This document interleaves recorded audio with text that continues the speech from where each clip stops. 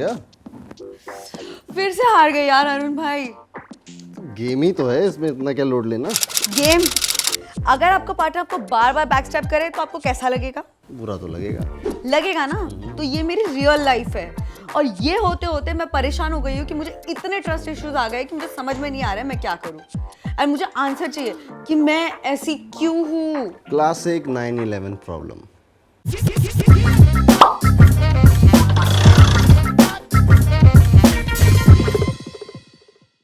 9/11?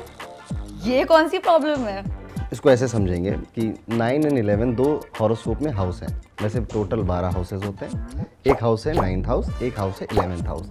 अभी मैंने यही क्यों बोला, क्योंकि जो 11th हाउस है ये क्लासिक हमारे जो दोस्त हैं, हमारी जिनसे रिलेशनशिप इस्टेब्लिश होती है, वो ओवरऑल जो रिश्तेदार है जिनसे कोई बात नहीं करना चाहता, उन सबको रिप्रेजेंट करता है 11th house. But 9th house का क्या रोल है यहाँ पे?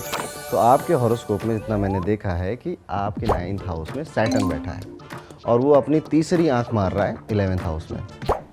ओके। इसको हम इस तरह से समझ सकते हैं, लेट्स सपोज आप एक 7 या 8 फ्लोर की बिल्डिंग में हो और उसके कंपाउंड में आप किसी लड़की को छेड़ रहे हो और 6th फ्लोर से उनके भाई आपको देख रहे हैं।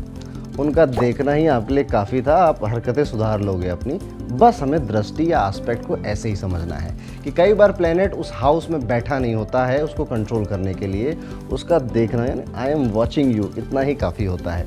हर प्लेनेट की जो दृष्टियाँ होती हैं या एस्पेक्ट होते हैं वो डिफरेंट होते हैं बट फिक्स होते हैं। एस्पेक्ट्स काउंट कैसे किए जाते हैं? जहाँ पर प्लेनेट बैठा है उसको हम फर्स्ट काउंट करेंगे और एंटी क्लॉकवाइज आगे बढ़ते जाएंगे। जैसे योगिता, आपका सैटर्न 9th हाउस में है तो 9th house is 1, 10th house is 2 and 11th house is 3। तो शनि का थर्ड एस्पेक्ट 11th हाउस पे आएगा। सो इस तरह से सैटर्न आपके फ्रेंडशिप के हाउस को देख रहा है।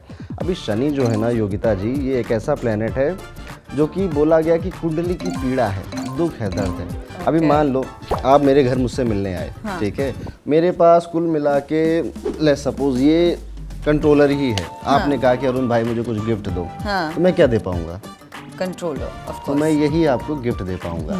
और शनि के पास इसीलिए देने के लिए दुख है, दर्द है, पीड़ा है, परेशानियां हैं। ऑल्सो शनि को माना जाता है कि एक ऑब्स्टेकल का प्लेनेट है और ये एंड मोमेंट पे चीज़ें खराब करता है। ओके, तो जब ये आपके फ्रेंडशिप के हाउस को देखेगा तो क्या होगा? शुरुआत में तो फ्रेंडशिप बड़ी लवी डबी सी लगेगी कि अरे वाह मिल गए, मेरा BFF मिल गया है मुझको, ठीक है। एंड में वो कुछ ऐसी हरकतें करेगा। एग्जैक्टली, हमेशा सेम चीज़ हमेशा। सो इसके साथ ही साथ जो 11th हाउस होता है वो सिर्फ दोस्ती का नहीं है, उसमें डिज़ायर भी है। ओके, सो कहीं ना कहीं आपका अपने दोस्तों से लेकर जो डिज़ायर है कि मेरे दोस्त ऐसे हों, वो ऐसे बिहेव करें, वो ऐसे एक्ट करें मेरे साथ, ये डिज़ायर कहीं ना कहीं सैटर्न फुलफिल नहीं होने देगा। हाँ, मैं बेसिकली हमेशा कंफ्यूज रहती हूँ ये सब चीज़ों को लेके कि लाइक मैं अगर ऐसा कर रही हूँ तो फिर लाइक ये क्यों कुछ अलग एक्सपेक्ट कर रही है या ये क्या है एग्जैक्टली, ये क्यों ऐसा कर रही है। योगिता, मैं आपको एक और बात बताना चाहूँगा, क्योंकि सिंह लगन है। सिंह लगन क्या होता है? हमारा कुंडली में 12 हाउसेस होते हैं, तो ये है आपका फर्स्ट हाउस जो कि फिक्स है। इसका एड्रेस है 5। ओके। 5 इज लियो या हिंदी में इसको कहेंगे सिंह। सिंह मीन्स शेर। अब बताओ शेर कैसा होता है? शेर एकदम स्ट्रॉन्ग, फिर गुस्से वाला, दहाड़ने वाला। यस, और शेर सिर्फ शेरनी से डरता है, ठीक है। सो आपके अंदर जो नेचर आएगा, क्योंकि first house is all about us. हाँ। मैं क्या हूँ, मैं कैसे सोचता हूँ, मुझे क्या पसंद है, लाइकिंग डिसलाइकिंग, ये फर्स्ट हाउस है। तो फर्स्ट हाउस में जब शेर जैसी राशि आई है तो पर्सनालिटी वैसी बनती है, थोड़ा रॉयल लाइफस्टाइल पसंद होती है, डोमिनेट करना जानते हैं, हो नहीं सकते हैं। हाँ, बिल्कुल नहीं। लीडरशिप क्वालिटी पैदाइशी होती है, कम्युनिकेशन अच्छा होता है। सो ये शेर की क्वालिटी है। और जैसे मैंने बोला शेर शेरनी से हारता है, अभी आप तो शेरनी हो, बट आप जब भी हारोगे ना तो आप जिससे प्यार करते हो उससे हारोगे। हाँ, पर उधर भी मुझे गुस्सा आ जाता है, मैं वो एक्सेप्ट नहीं कर पाती, बहुत कम्पिटिटिव हूँ मैं उसमें। सो ये है फर्स्ट हाउस की कहानी। अभी आपके जैसे मैंने बोला था कि ये जो हाउस है ये है दोस्ती का हाउस। ओके, ठीक है। तो ये सैटर्न आपके फ्रेंडशिप के हाउस को देख रहा है। दैट इज वाई आप फील कर सकते हो कि आपको ना ट्रस्ट इश्यूज बहुत होते हैं। हाँ। ठीक है, क्योंकि पास्ट में कई कांड हो चुके हैं। हाँ, अभी भी होता है, अभी रिसेंटली भी हुआ है। क्या हुआ? वो मेरे साथ गेमिंग में हुआ बेसिकली।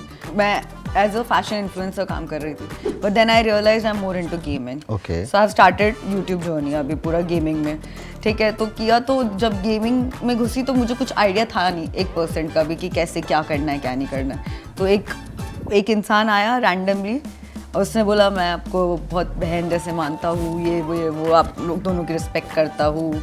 और फिर बाद में वो बंदे ने पूरी हेल्प की, जी जान लगा के हेल्प की, और मैं अंदर ही अंदर बहुत ग्रेटफुल थी। मतलब इतना अच्छा कोई कैसे हो सकता है। और मैं मन में सोची थी कि जिस दिन मुझे इस जगह से कुछ मैंने कमाया तो सबसे पहला रिवॉर्ड मैं उसको दूंगी।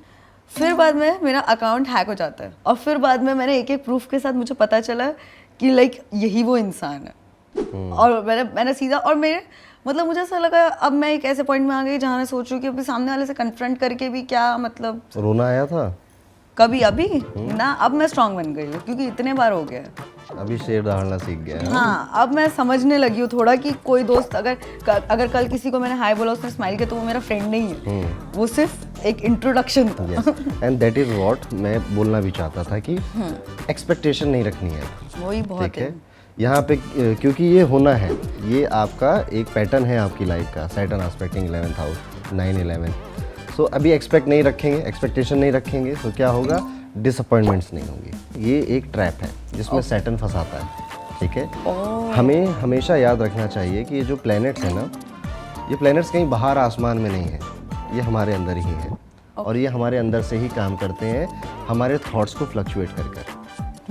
ये रहा है मेरा पैटर्न, आई कैन अंडरस्टैंड। और एक चीज़ और है कि हम लालची भी नहीं बनेंगे। ये लालच के साथ कोई जंग नहीं जीती जाती।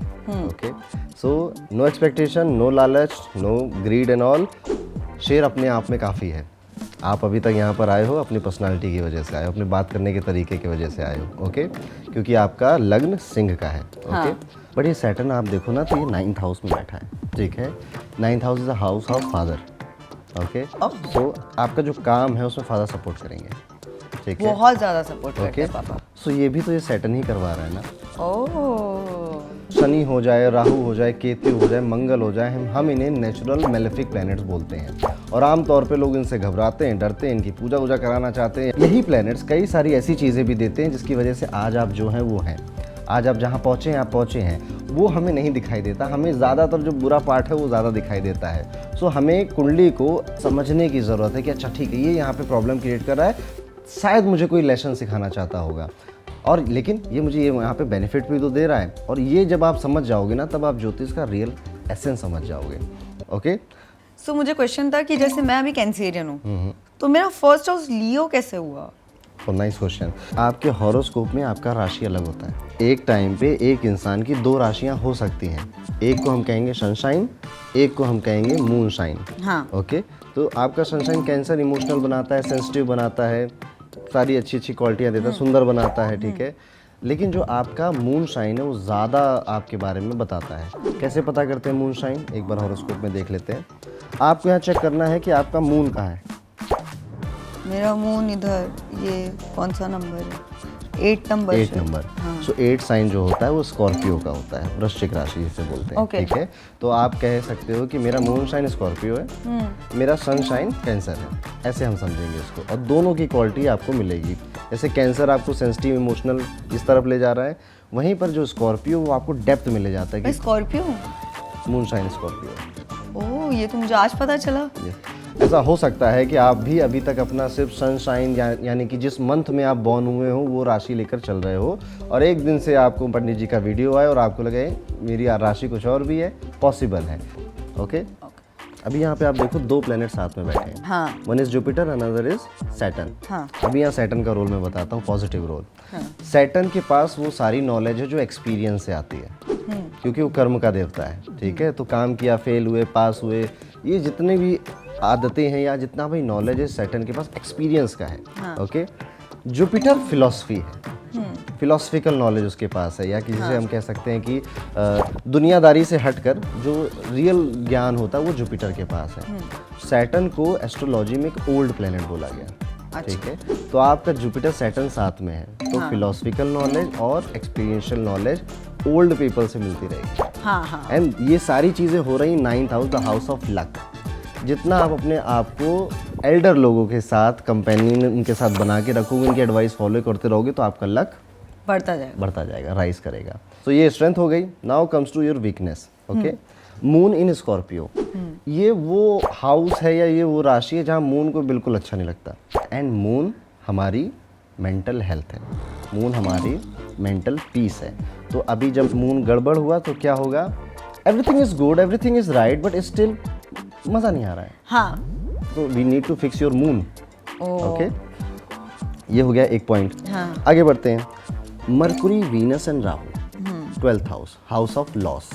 ओके, मरकुरी है एंजॉयमेंट, वीनस इज लव, इश्क, आशिकी, एंड राहु ग्रहण लगा देता है। ठीक है, सो प्यार मोहब्बत में ऐसा पॉसिबल है कि बहुत इंजॉयमेंट करो, आप बहुत इंजॉय करो, लेकिन फिर उस पर राहु का इवेंचुअली ग्रहण लग जाए। अभी इसको कैसे बचा सकते हैं पता है? हाँ, ट्रैवल करके। मतलब वियर्ड है ना? बहुत। ज्योतिष में एक फिलॉसफी होती है कि जिस हाउस की प्रॉब्लम है उस हाउस के काम करने लग जाओ। ओके। ठीक है, सो ये प्रॉब्लम बन रही है 12th हाउस में। हाँ। 12th हाउस हमारा फॉरेन ट्रैवल होता है, हमारे लॉसेस, हमारा एक्सपेंडिचर होता है, स्पिरिचुअलिटी भी होता है, और हमारी इन्वेस्टमेंट भी यहीं से देखी जाती है। वैसे 12th हाउस जेल भी होता है, लेकिन अभी उसको हटा देते हैं। राहु 12th हाउस आज नहीं तो कल चला ही जाएगा फॉरेन।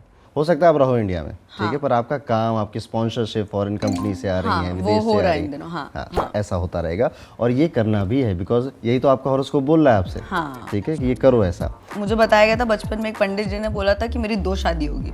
कई कॉम्बिनेशंस ऐसे हैं हॉरोस्कोप में जिनसे 2 शादियों का योग दिखता है। ओके, वीनस कैंसर में है, सैटर्न की राशि है मैरिज के हाउस में। बट मैंने जैसे कहा कि आपका जुपिटर ऐसा है कि वो एवरी टाइम जब आप बहुत प्रॉब्लम में होगे वो आएगा, बचा के ले जाएगा। तो ये ब्लेसिंग भी है, बच जाएगा यहाँ पे। और कब ऐसे लाइक क्या लगता है आपको, जैसे मम्मी प्रेशर कर रही है कि मतलब उम्र हो रही है, ये वो, बट हो नहीं रही है? टाइम है अभी, थैंक यू, काफ़ी टाइम है। टाइम ही है ना, टाइम ही चाहिए था।